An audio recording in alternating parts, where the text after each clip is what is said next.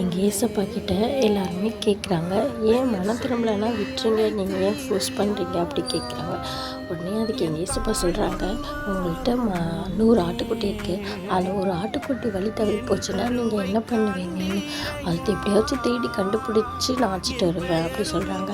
அப்போ ஏசப்பா சொல்கிறாங்க, அதுபோது தான் 99 நீதிமான்கள் இருந்தாலுமே அந்த ஒரு ஆட்டுக்குட்டி வழி தவறி போன மாதிரி போகக்கூடாதுன்னு நான் அவங்க எல்லாருக்கும் மன திரும்ப வேணும்னு சொல்லிட்டு நான் சொல்கிறேன் அப்படின்னு சொல்கிறாங்க.